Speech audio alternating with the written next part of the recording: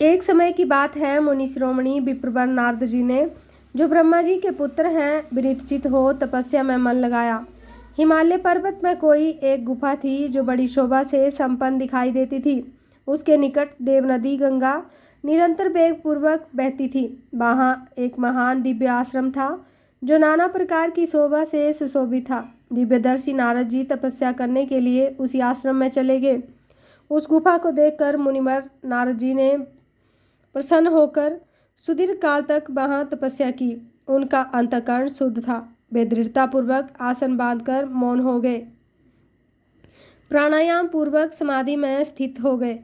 ब्राह्मणों, उन्होंने वहाँ समाधि लगाई जिसमें ब्रह्मा का साक्षात कराने वाला अहम ब्रह्मास्मि, ब्रह्मा का साक्षात कराने वाला मंत्र अहम ब्रह्मास्मि, मैं ब्रह्मा हूँ, यह विज्ञान प्रकट होता है। मुनिवर नारद जी अब इस प्रकार तपस्या करने लगे। उस समय यह समाचार पाकर देवराज इंद्र कांप उठे। वे मानसिक संताप से विहल हो गए। वे नारद मुनि मेरा राज्य लेना चाहते हैं।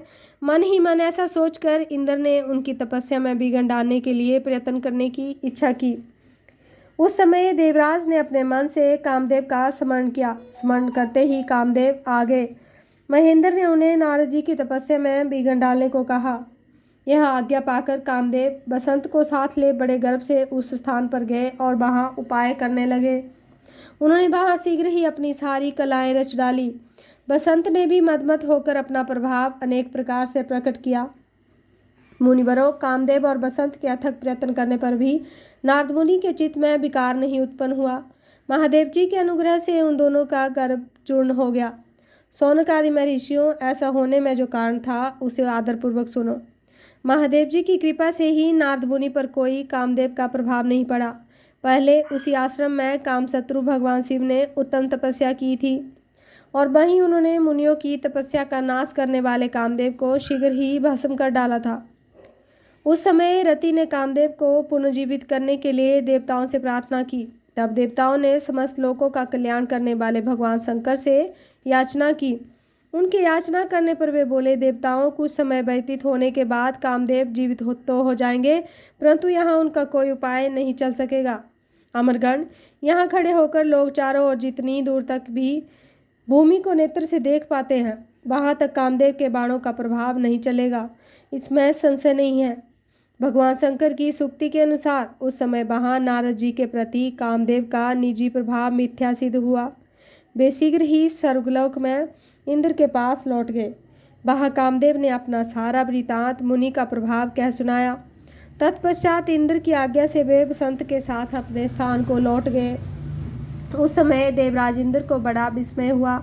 उन्होंने नारद जी की भूरी भूरी प्रशंसा की, परंतु शिव की माया से मोहित होने के कारण वे उस पूर्व वृतांत को स्मरण न कर सके। वास्तव में उस संसार के भीतर सभी प्राणियों के लिए शंभु की माया को जानना अत्यंत कठिन है।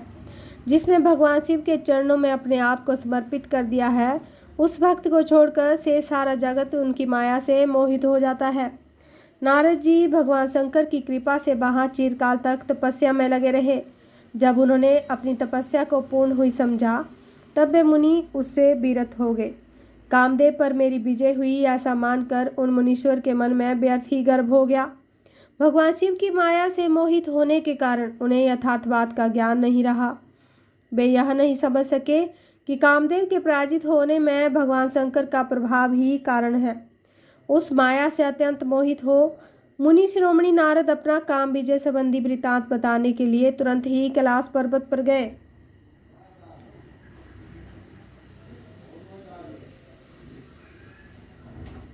उस समय वे विजय के मत से उन्मत्त हो रहे थे।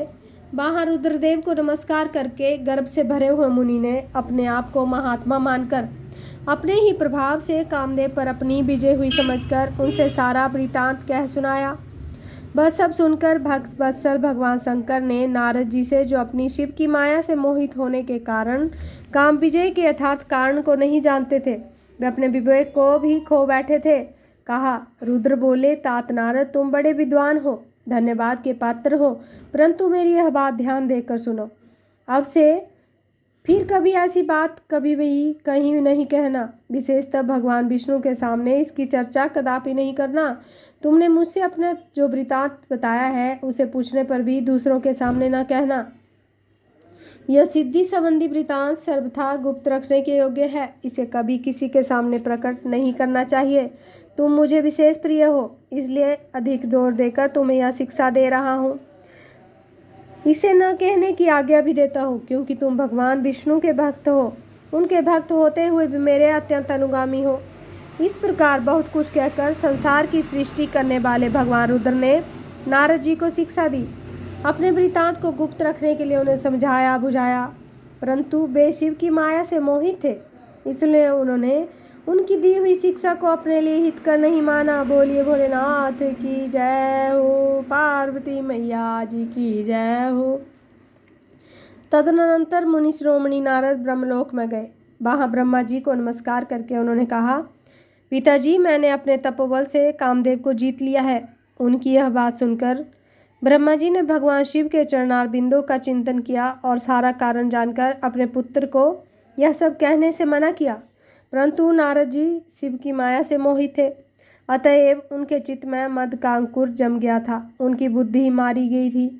इसलिए नारद जी अपना सारा वृतांत भगवान विष्णु के सामने कहने के लिए वहाँ से शीघ्र ही विष्णु लोक में चले गए। नारद मुनि को आते देख भगवान विष्णु बड़े आदर से उठे और शीघ्र ही आगे बढ़कर उन्होंने मुनि को हृदय से लगा लिया। मुनि के आगमन का क्या हेतु है, इसका उन्हें पहले से ही पता था। नारद जी को अपने आसन पर बिठाकर भगवान शिव के चरणार बिंदु का चिंतन करके श्रीहरि ने उनसे पूछा।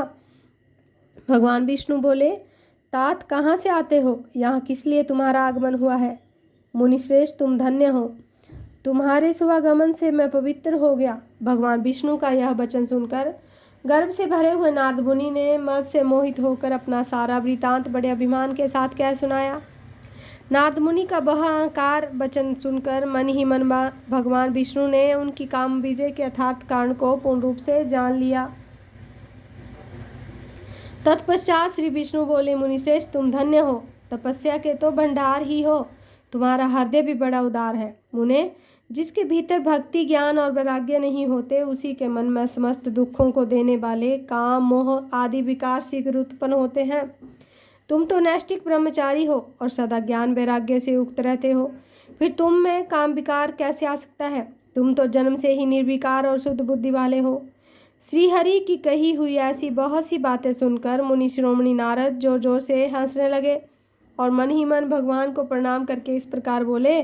नारद जी ने कहा, स्वामिन, जब मुझ पर आपकी कृपा है तब बेचारा कामदेव आपका क्या प्रभाव दिखा सकता है। ऐसा कहकर भगवान के चरणों में मस्तक झुकाकर इच्छानुसार विचरने वाले नारद मुनि वहाँ से चले गए। बोले भोलेनाथ की जय हो।